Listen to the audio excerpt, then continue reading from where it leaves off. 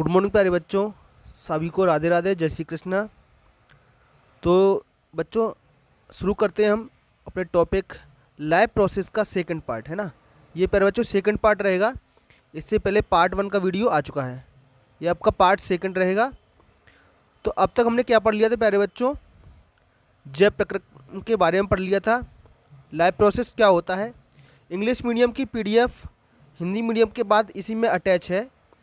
आप हमारे Telegram channel पर जाकर के भी ये पीडीएफ प्राप्त कर सकते हो। दोनों मीडियम में पीडीएफ है, और जहाँ जहाँ हिंदी के शब्द मैं समझाऊंगा वहाँ पर आपको अंग्रेजी के टर्म भी मैं आपको बता दूंगा। तो हमने जान लिया था न्यूट्रिशन कितने प्रकार का होता है, पोषण 2 प्रकार का होता है ना, ऑटोट्रॉप, स्वपोषी और विषमपोषी। ये हम इससे पिछले वाली वीडियो में जान चुके हैं। ऑटोट्रॉप में आते हैं प्यारे बच्चों आपके सारे के सारे प्लांट्स और नील हरित शैवाल, ब्लू ग्रीन एल्गी। इसके बाद प्यारे बच्चों हमने जाना था प्रकाश संश्लेषण क्या होता है, फोटोसिंथेसिस को समझा था, उसमें क्या क्या रॉ मटेरियल होते हैं ये भी हमने जाना। उसके बाद रंध्र या स्टोमेटा, इसके क्या कार्य होते हैं, ये कहाँ पर होता है, ये कैसे कार्य करता है, ये देखा था। बट बच्चों ये डायग्राम अच्छे से बना लेना आप, ये डायग्राम एग्जाम में पूछा गया है। इसके बाद हमने जाना था इसमें अंतर क्या होता है। जो हेटरोट्रोप होता है आपका विषमपोषी पोषण होता है वो 3 प्रकार का होता है, होलोजोइक, प्राणी संभोजी, मृतोपजीवी और परजीवी। इन तीनों प्रकारों को हमने पिछली वीडियो में जाना है। और अमीबा में पोषण किस तरीके से होता है वो हमने आपको बताया था पिछली वीडियो में। तो आज का वीडियो जो है उसमें हम जानेंगे जो पाचन मनुष्य में होता है, जो पोषण होता है वो मनुष्य में पोषण किन किन चरणों में होता है, किन किन स्टेप में पोषण मनुष्यों में होता है। तो पोषण प्यारे बच्चों भोजन को अंदर लेना, उससे एनर्जी प्राप्त करना, ये सब क्या कहलाता है, पोषण कहलाता है। इंसानों में, मानव में ये 5 स्टेप में होता है। पहला स्टेप का अंतर्ग्रहण, पाचन, अवशोषण तीसरा है, स्वांगीकरण और बहिक्षेपण। अंतर्ग्रहण को बोलते हैं इंजेशन, इंजेशन माने भोजन को अंदर लेना क्या कहलाएगा, आपका अंतर्ग्रहण कहलाएगा। दूसरा स्टेप है आपका पाचन, डाइजेशन। पाचन मतलब जो भोजन अपने अंदर लिया है उसको छोटे छोटे टुकड़ों में तोड़ा जाएगा। जैसे आपका ग्लूकोज है, ग्लूकोज है ना, ग्लूकोज सबसे सरल अणु है ना। तो आपका ये जो है कार्बोहाइड्रेट, कार्बोहाइड्रेट को सरल अणु मतलब ग्लूकोज में तोड़ा जाएगा, ठीक है बेटा। प्रोटीन, प्रोटीन जो होती है आप भोजन में प्रोटीन खाते हो उसको अमीनो अम्ल में तोड़ा जाएगा। किस में तोड़ा जाएगा, अमीनो अम्ल में। बस जटिल अणुओं को सरल अणुओं में तोड़ना, ब्रेकिंग ऑफ फूड्स, भोजन का तोड़ना इनटू ए सिंपल एलिमेंट, है ना। सरल अणुओं में तोड़ना क्या कहलाएगा, आपका पाचन कहलाएगा। समझ गए प्यारे बच्चों। कार्बोहाइड्रेट टूटेगा आपका ग्लूकोज में, प्रोटीन टूटेगा अमीनो अम्ल में, वसीय अम्ल टूटेंगे आपके वसा टूटेगी वसीय अम्ल में। उसके बाद क्या होगा, उसके बाद होगा अवशोषण, मतलब भोजन छोटे छोटे टुकड़ों में टूट गया तो क्या होगा, अवशोषण होगा, ठीक। उसके बाद होगा स्वांगीकरण, एसिमिलेशन। जो भोजन अवशोषित हो गया है, जो भोजन आपके छोटी आंतों में विली के द्वारा अवशोषित हुआ है, वो अवशोषित भोजन से शरीर को जो एनर्जी मिलेगी वो प्रक्रिया कहलाएगी स्वांगीकरण या अंग्रेजी में एसिमिलेशन। जो बिना पचा भोजन है प्यारे बच्चों, जो बिना पचा भोजन है, पच गया उससे तो एनर्जी मिल गई, एसिमिलेशन हो गया।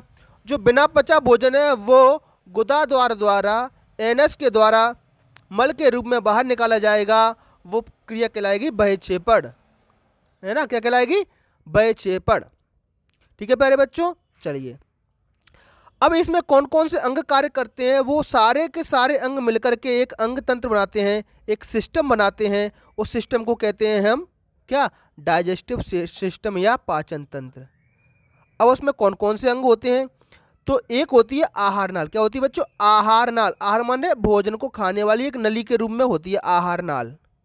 इस आहार नाल में क्या होता है बेटा, मुंह होता है आपका, माउथ। उसके बाद आपके दांत होते हैं, टीथ होते हैं, ये 4 प्रकार के होते हैं। बेटा जितना आपके सिलेबस में उतना मैं पढ़ाऊंगा, हालांकि इसकी ही एक स्पेशल क्लास होती है ना। जो कंपटीशन में काम आएगी या बड़ी कक्षाओं में पढ़ोगे। उसके बाद टंग होती है, आपकी जीभ होती है, और उसकी आपकी लार ग्रंथियाँ होती हैं, सलाइवा, सैलाइवरी ग्लैंड होती हैं, लार ग्रंथियाँ होती हैं। ठीक है। तो सबसे पहले भोजन, भोजन का अंतग्रहण, अंतग्रहण भोजन को अंदर लेना, भोजन को अंदर लेना किसके द्वारा? मुंह के द्वारा। दांत क्या कार्य करेंगे बेटा? भोजन को चबाएंगे, है ना, ग्राइंडिंग करेंगे, ग्राइंडिंग। अलग अलग प्रकार के अलग अलग दांत होते हैं, 4 प्रकार के आपके दांत होते हैं। उसके बाद जीवा, जीवा क्या करेगी? भोजन में लार को मिलाएगी। क्या मिलाएगी? भोजन में लार को मिलाएगी। लार क्या करती है बेटा? भोजन के जो बैक्टीरिया होते हैं उसको भी किल करती है और भोजन को लसलसा बना देती है। उसके बाद लार ग्रंथियाँ रहेंगी, ये भी क्या करेंगी? लार से निकलने वाले रस, रस, है ना, तो ये क्या करेगा? ये स्टार्च, है ना, एमाइलेज एंजाइम रहेगा और माल्टोज शर्करा इसमें रहेगी। ठीक है। तो यहीं से भोजन का पाचन शुरू हो जाएगा। फिर देखो, ये आपकी रही मुख गुहा। अब ये आएगा बेटा ग्रसनी है आपकी, है ना, क्या है ये आपकी? ग्रसनी, ईसोफेगस, अंग्रेजी में कहेंगे ईसोफेगस। मुंह से आमाशय तक, मतलब आपकी ये मुंह रहा, यहाँ से लेकर यहाँ तक भोजन किसके द्वारा जाएगा? ग्रसिका के द्वारा जाएगा, ईसोफेगस के द्वारा जाएगा। मुंह से आमाशय तक भोजन ग्रसिका की कृपानुकुंचन गति, ये कई बार क्वेश्चन पूछा गया, कौन सी गति? कृपानुकुंचन, मतलब फिसल फिसल के जाएगा इसमें, ऐसे ही ऐसे रगड़ते हुए ऐसे ऐसे ऐसे जाएगा, एकदम से गटाक से नहीं गिर जाएगा। इस गति को कहते हैं क्रमानुकुंचन, अंग्रेजी में कहते हैं पेरिस्टेलिटिक मूवमेंट। ग्रसिका की मांसपेशियों का संकुचन और शिथिलन होता है। ठीक है, सिकुड़ती हैं, फैलती हैं, इससे भोजन आगे बढ़ता है। ये डायग्राम देख लो बेटा, है ना, इस डायग्राम को ये समझना बहुत जरूरी है। इसकी मैं बारे में कुछ बता दूं आपको।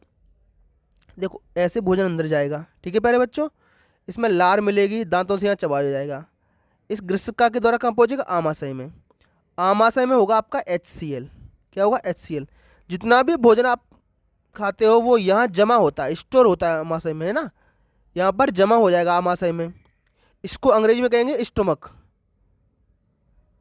ठीक है। अब यहाँ पर क्या है बेटा?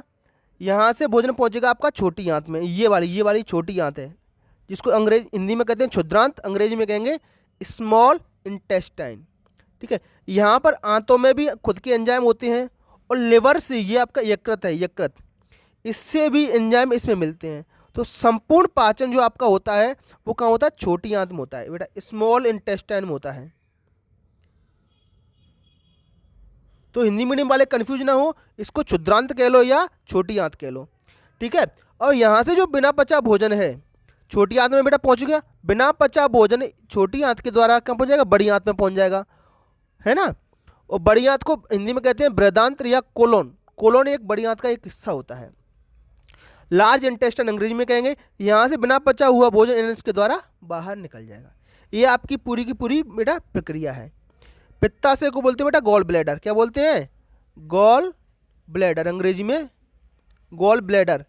तो इसमें भी कुछ एंजाइम होते हैं, है ना, तो यही सफेद रंग का दिख रहा है ये, इससे भी एंजाइम कहाँ पहुँचेंगे? छोटी आंत में पहुँचेंगे। तो छोटी आंत में भोजन का सबसे ज़्यादा पाचन होता है, कंप्लीट डाइजेशन जो है, संपूर्ण पाचन कहाँ होता है? छोटी आंत में होता है। और बिना पचा हुआ भोजन छोटी आंत से होते हुए बड़ी आंत में पहुँच जाएगा और एनएस के द्वारा बाहर निकाल दिया जाएगा। ठीक है, आगे पढ़ते हैं जरा। अब आमाशय में क्या हो रहा है? जो प्रक्रिया मैंने आपको बताई उसको देखो। आमाशय में एक तो एंजाइम रहेगा पेप्सिन, एक रहेगा HCl हाइड्रोक्लोरिक अम्ल, और श्लेष्मा रहेगी, मतलब लार टाइप की रहेगी, है ना, श्लेष्मा बोलते हैं इसको। तो इसमें क्या होता है बेटा? जो पेप्सिन होगा, जो हमारा पेप्सिन है वो क्या करेगा? प्रोटीन का पाचन करेगा। किसका पाचन करेगा? प्रोटीन का। प्रोटीन को पेप्टोन्स में बदलेगा।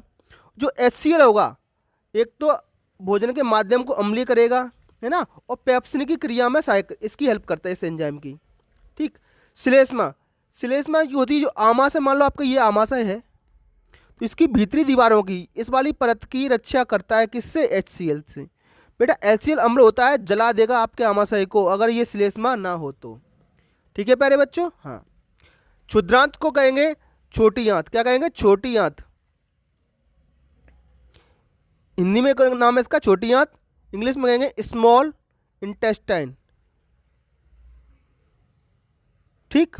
इसमें क्या क्या होता है देखो बेटा, इसमें रहेगा कार्बोहाइड्रेट, आंत्र रस रहेगा, इसमें क्या रहेगा, इंटेस्टाइनल जूस रहेगा, आंतों का रस रहेगा, एंजाइम रहते हैं इसमें। तो कार्बोहाइड्रेट किस में बदल जाएगा, ग्लूकोज में। वसा किस में बदल जाएगी बेटा, वसा वसी अम्ल में या ग्लिसरॉल में बदल जाएगी। और प्रोटीन किस में बदल जाएगी, अमीनो अम्ल में। इसी प्रक्रिया को हम कहते हैं असल में पाचन। क्या कहते हैं इसमें, पाचन। ये कार्बोहाइड्रेट जटिल अणु है, तो कार्बोहाइड्रेट जटिल से किस में बदलेगा, सरल अणु ग्लूकोज में। वसा जटिल अणु है, किस में बदल जाएगी, टूट करके वसी अम्ल और ग्लिसरॉल में। प्रोटीन जटिल अणु है, टूट के किस में बदल जाएगा, अमीनो अम्ल में। इसी क्रिया को कहेंगे पाचन। इसमें और क्या रहेगा बेटा, लिवर, यकृत और अग्नाशय। अग्नाशय को बोलते हैं पेनक्रियास, PANCREAS, पेनक्रियास अंग्रेजी में। यकृत को कहते हैं लिवर। तो आपके यकृत और पेनक्रियास से भी कुछ रस निकलता है, वो भी छोटी आंत में आ जाएगा। यकृत से क्या निकलेगा प्यारे बच्चों, यकृत से निकलेगा पित्तरस। यकृत से निकलता है पित्तरस, बाइल जूस। जब भी आप बीमार होते हो, भूख नहीं लगती है, तो आपको डॉक्टर क्या देता है, पित्तरस। ऐसी दवाइयाँ देगा जो पित्तरस की स्रावण को बढ़ाएंगी, पाचन को बढ़ाएंगी, ऐसी दवाइयाँ देता है वो। ठीक है। वसा तो पित्तलबड़ मिल जाएगा, छोटी छोटी वसा के गोलों में टूट जाएगा।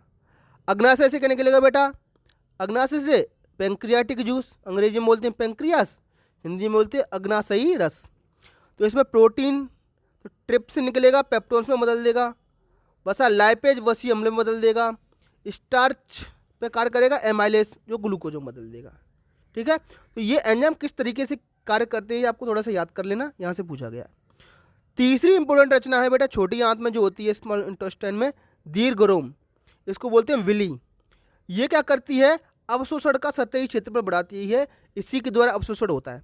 बेटा ये उंगलियों के समान ऐसी रचनाएं हैं जो छोटी आंत की दीवारों में होती हैं। ये ब्लड कैपिलरी है, तो यहाँ से अवशोषित होकर भोजन कहाँ पहुँच जाएगा, ब्लड कैपिलरी में पहुँच जाएगा, और ब्लड के द्वारा पूरे शरीर में आपका भेज दिया जाएगा। ठीक है।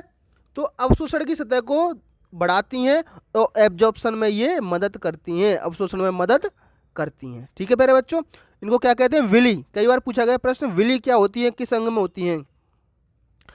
अगला पार्ट है आपका बृहदांत, इसको बोलते हैं हिंदी में ही बड़ी आंत। क्या कहते हैं प्यारे बच्चों, बड़ी आंत।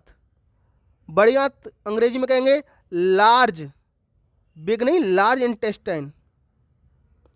तो ये क्या होगा, जल का अवशोषण कर लेगा। यहाँ से पचा हुआ भोजन तो विली के द्वारा अवशोषित हो जाएगा और भोजन आगे बढ़ जाएगा बिना पचा हुआ। जहाँ पर थोड़ा सा पानी रहेगा उसका अवशोषण कहाँ हो जाएगा, आपका लार्ज इंटेस्टाइन में हो जाएगा।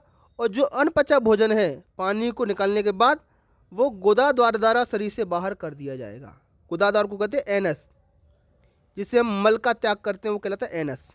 ठीक है प्यारे बच्चों, जिन्होंने अब तक हमारे चैनल को सब्सक्राइब नहीं किया है, प्लीज़ तुरंत से अभी इसी वक्त सब्सक्राइब करें और कमेंट बॉक्स में अपना नाम लिखें। ठीक है। चलिए राधे राधे बच्चों, आगे बढ़ते हैं। अब आते हैं हम श्वसन की तरफ। एक हमारा जब प्रक्रम फिनिश हो चुका है पाचन, अगला है हमारा श्वसन। इसको अंग्रेजी में कहेंगे रेस्पायरेशन। क्या कहेंगे प्यारे बच्चों, रेस्पायरेशन। अब इसमें क्या होता है बेटा, जो पचा हुआ भोजन अभी मैंने बताया था विली के द्वारा अवशोषित होकर के कहाँ चला गया, रक्त वाहिनियों में। रक्त वाहिनियों आपकी आर्टरी ऑफ वेन्स में पहुंच जाता है। ठीक है। और हृदय के द्वारा, हार्ट के द्वारा शरीर के पूरे भागों में हर एक कोशिका में पहुंचा दिया जाएगा। ठीक है। अब कोशिका में पहुंच गया आपका क्या, ग्लूकोज। क्या पहुंच गया प्यारे बच्चों, ग्लूकोज। अब कोशिकाओं के अंदर जो क्रिया होगी वो कहलाएगी श्वसन। उसी के द्वारा क्या होगा, इसका अपचयन होगा। ठीक है। इससे ऊर्जा बनेगी। तो ऊर्जा बनाने की क्रिया सभी जीवों में होती है, चाहे पेड़ पौधे हों चाहे जानवर हों। उसको कब कहते हैं हम, श्वसन। श्वसन मतलब अपघटन होता है, ये अपघटन होता है किसका, ग्लूकोज का। देखते हैं, पोषण प्रक्रम के दौरान ग्रहण की गई खाद्य सामग्री। पोषण मतलब पाचन, अपने जो अभी देखा था। खाद्य सामग्री का उपयोग कोशिकाओं में होता है, कहाँ होता है, सेल्स में होता है। आपकी हर कोशिका में श्वसन होता है, जिसमें विभिन्न जैव प्रक्रमों के लिए ऊर्जा प्राप्त होती है। क्या बनेगी, आपकी एनर्जी बनेगी। ऊर्जा उत्पादन के लिए कोशिकाओं में भोजन का विखंडन, विखंडन मतलब टूटना, क्या कहलाता है, कोशिकीय श्वसन, है ना। क्या कहलाता है, सेलुलर रेस्पिरेशन कहलाता है। अब किन किन चरणों में होता है ये आपको जानना जरूरी है, पेपर में आता है। तो ये जो ग्लूकोज है आपका C6H12O6 साइटोप्लाज्म में पहुंचेगा, 6 कार्बन है इसमें, कितने कार्बन बेटा, 6 कार्बन है, वो 3 कार्बन वाले अणु में टूटेगा, किसमें टूटेगा, 3 कार्बन वाले अणु में टूटेगा, जिसको बोलते हैं पायरुवेट, और थोड़ी सी ऊर्जा इसमें बनेगी। ठीक, अब ये जो टूटना है इसका, वो ऑक्सीजन की उपस्थिति में भी होता है। ठीक है, तो उसको बोलते हैं ऑक्सीशोषण। क्या कहते हैं, ऑक्सीशोषण। पेपर में क्वेश्चन आता है ऑक्सीशोषण क्या है ना। तो ऑक्सीजन की उपस्थिति में होने वाला शोषण, ऑक्सीजन की प्रेजेंट में होने वाला शोषण क्या कहलाएगा, आपका ऑक्सीशोषण। एक शोषण ऐसा भी होता है जिसमें ऑक्सीजन की जरूरत नहीं होती है, वो कहता है अनऑक्सीशोषण, एनएरोबिक। और कम ऑक्सीजन की कमी हो, थोड़ी सी कम ऑक्सीजन हो, तो वो कहलाएगा आपका ऑक्सीजन के अभाव वाली कंडीशन। तीनों कंडीशन को समझेंगे। अगर बेटा देखो 6 कार्बन वाला ग्लूकोज है, 3 कार्बन वाले अणु में बदल गया, अब पायरुवेट ऑक्सीजन की अनुपस्थिति में होगा, तो क्या बनेगा, एथेनॉल बनेगा और CO2 बनेगी। ये किस में होता है, ईस्ट में होता है। ठीक है, ईस्ट में होता है, YEAST, ईस्ट। आपकी डबल रोटी में होता है, ये डबल रोटी ऐसी बनती है। ठीक है, अगर आप थके हुए हो, ऑक्सीजन की कमी है, तो आपके शरीर में लैक्टिक अम्ल का निर्माण होगा। किसका निर्माण होगा, लैक्टिक अम्ल का, जिससे हमारे शरीर में थकान पैदा होती है। लैक्टिक अम्ल के जवाब से ये हमारी पेशी होता है, मांसपेशियों में होता है। ठीक है, और ऑक्सीजन की पूर्ण उपस्थिति है तो बनेगा बेटा, क्या बनेगा, CO2 बनेगा, जिसको पेड़ पौधे ले लेंगे, जल बनेगा और ऊर्जा बनेगी। ये होता है आपकी हर एक कोशिका में के माइटोकॉन्ड्रियम, किस में होता है, माइटोकॉन्ड्रियम। और ऊर्जा प्राप्त होती है, कहाँ पर हो रहा है बेटा, माइटोकॉन्ड्रियम हो रहा है, और ऊर्जा प्राप्त हो रही है, इसीलिए माइटोकॉन्ड्रिया को बोलते हैं पावर हाउस। क्या बोलते हैं माइटोकॉन्ड्रिया को, पावर हाउस। ठीक है बराबर बच्चों, ये भी क्वेश्चन आ गया है। पावर हाउस या ऊर्जा ग्रह किसे को कहते हैं, माइटोकॉन्ड्रिया को कहते हैं। ठीक, एक टेबल है बेटा, ऑक्सीशोषण और अनॉक्सीशोषण में अंतर। हिंदी में आप इसके 2 नाम भी देखोगे, वायवीय मतलब जिसमें O2 उपस्थित होती है, अवायवीय मतलब O2 उपस्थित नहीं है, ऑक्सीजन उपस्थित नहीं है। तो ऑक्सीजन की उपस्थिति में होगा, ऑक्सीजन की प्रेजेंट में होगा, ऑक्सीजन की एब्सेंट अनुपस्थिति में होगा। इसमें ग्लूकोज का पूर्ण उपचयन होता है, रिडक्शन कंप्लीट होता है। क्या बनता है, कार्बन डाइऑक्साइड, पानी और ऊर्जा होती है। इसमें बेटा क्या बनेगा, लैक्टिक अम्ल बनेगा। अभी देखा हमने, लैक्टिक अम्ल बनता है, और एथेनॉल भी बनता है। कम ऑक्सीजन हो तो लैक्टिक अम्ल, और बिल्कुल नहीं हो तो एथेनॉल बनेगा। यह कोश का द्रव्य साइटोप्लाज्म और माइटोकॉन्ड्रिया में होती है। अभी देखा हमने, माइटोकॉन्ड्रिया में होती है। यह केवल कोश का द्रव्य में होती है, साइटोप्लाज्म में होती है। इसमें ऊर्जा ज़्यादा होती है, 36 ATP बनता है। इसमें ऊर्जा बहुत कम होती है, 2 ATP बनता है। ये किस में होता है, यीस्ट में होता है, ये इंसानों में होता है।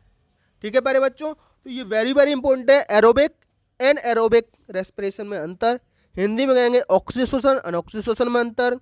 अगला नाम है इसका वायवीय शोषण, अवायवीय शोषण। ठीक है, तो इसको अच्छे से याद करना, वेरी वेरी इंपॉर्टेंट, इस पर मार्क कर लो आप, है ना, वेरी वेरी इंपॉर्टेंट मार्क कर लो। ये क्वेश्चन आने वाला है आपका 5 नंबर का, कभी कभी 3 का भी आता है, कभी कभी 5 का आता है। अच्छे से इसको याद कर लो।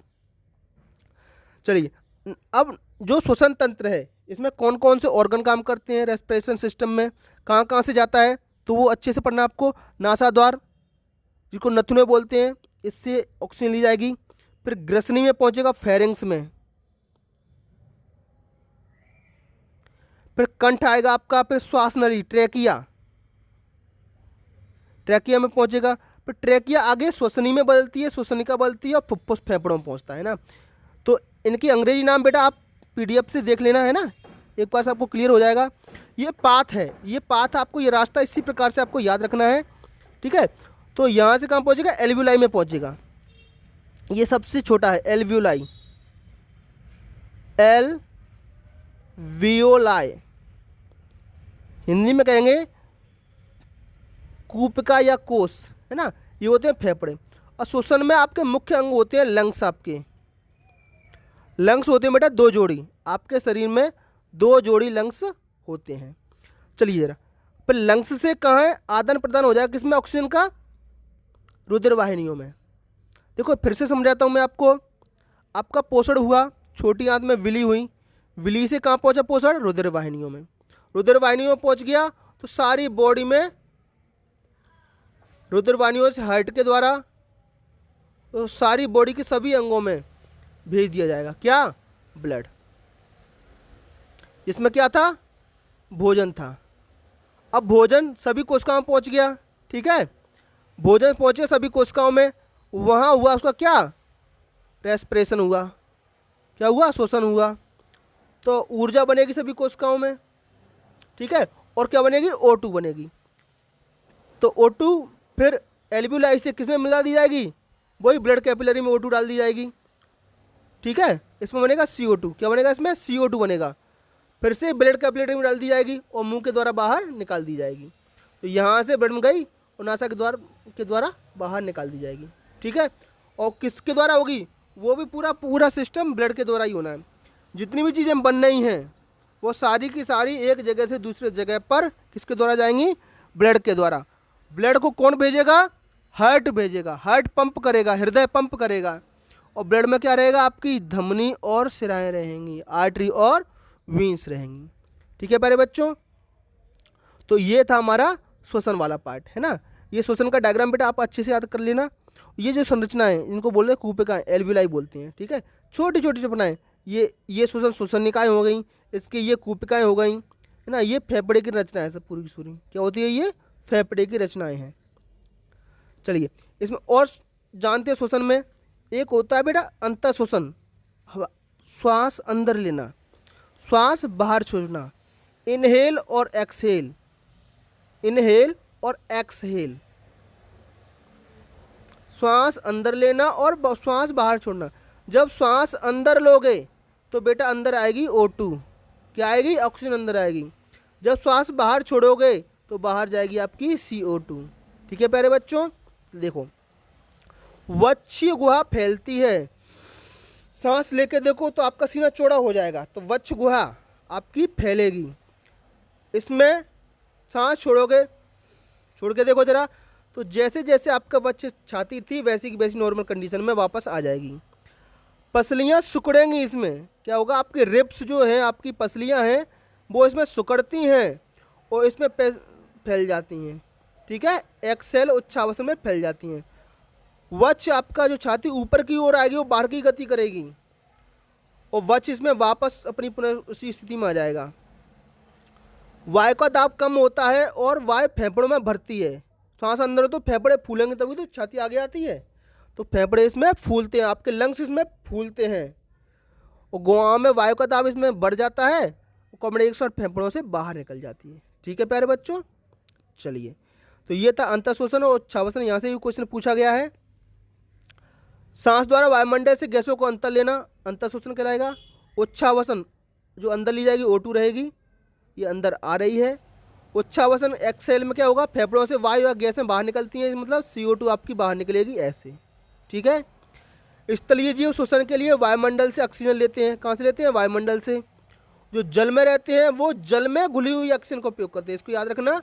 जो जल में रहते हैं, जैसे मछली रहती है तो जल में घुली हुई O2 का उपयोग करेगी।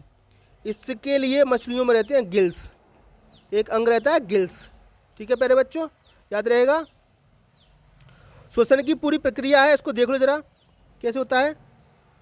वायु नासा के द्वारा, नाक के छिद्रों के द्वारा हमने क्या O2 ली, एल्वियोलाई में गई, कूपिकाओं में, ये ऊपर चित्र देख लो, इस पाथ के द्वारा जाएगी, है ना, नासा और ग्रसनी, कंठ, श्वास नली, श्वसनी, इस तरीके से होते हुए लास्ट में कहाँ पहुंच जाएगी, कूपिका कोश में, कूपिका कोश से रुधिर वाहिनियों में, ठीक है। तो यहाँ से हम पढ़ रहे हैं, यही देखो जरा, तो कूपिका से किस में पहुँच गए, रक्त वाहिनी में, ठीक। यहाँ से O2 किस में जाएगी, RBC, जो ब्लड का एक भाग होता है, RBC में हीमोग्लोबिन से चिपक जाएगी और ऑक्सी हीमोग्लोबिन बना लेगी।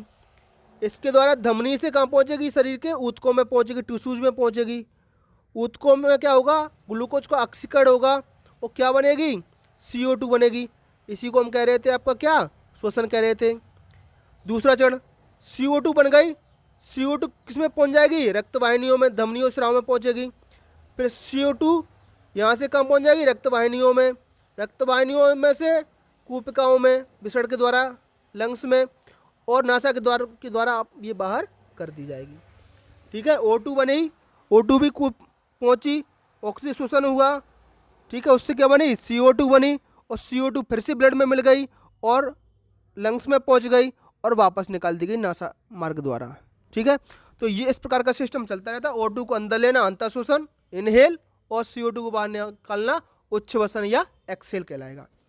ठीक है, अब हमारा बेटा नेक्स्ट पार्ट आता है, वो है आपका संवहन। तो इस संवहन वाले पार्ट को तीसरे पार्ट में मैं लूँगा, संवहन। अब हमने देख लिया बेटा भोजन अंदर लेना और सांस मतलब पोषण और आपका शोषण पढ़ लिया है। तीसरा हमारा जो वीडियो रहेगा वो रहेगा कि किस प्रकार से जो O2 अंदर आई है तो कहाँ से परिवहन होती है, कैसे परिवहन होती है, हृदय कैसे कार्य करता है, और कौन कौन सी धमनी स्राव जो हमने आज नाम लिए थे उन सब के बारे में जानेंगे। RBC भी एक नाम आया था बेटा, RBC के बारे में भी पढ़ेंगे। तो ये सब कार्य है आपका संवहन तंत्र का, इसमें आएगा आपका हार्ट, है ना। तो अगले पार्ट में हम हृदय के बारे में जानेंगे, है ना, किस प्रकार से परिवहन होता है। थोड़ा सा पौधों के परिवहन के बारे में भी जानेंगे, पौधों में किस तरीके से परिवहन होता है, और जानेंगे जो खराब पदार्थ होते हैं वो किडनी के द्वारा बाहर निकाल जाते हैं, मूत्र निर्माण कैसे होता है इसको भी हम जानेंगे। तो ये हमारा पार्ट रहेगा पार्ट 3, पार्ट 3 रहेगा। तो ठीक है प्यारे बच्चों, कमेंट बॉक्स में आपको बताइए हमें कि आपको हमारे ये वीडियो कैसे लग रहे हैं। ठीक है, तो हमारे वीडियो पर आने के लिए प्यारे बच्चों आपका बहुत बहुत धन्यवाद। और जाने से पहले एक बार सभी से मेरी रिक्वेस्ट है, इस चैनल को सब्सक्राइब करके जरूर जाएं और अपने दोस्तों तक शेयर करें ताकि वो भी इस वीडियो का लाभ उठा पाएँ। तो चलिए बच्चों, फिर मिलते हैं एक नई वीडियो के साथ, तब तक के लिए आपका दिन शुभ हो। Have a nice day.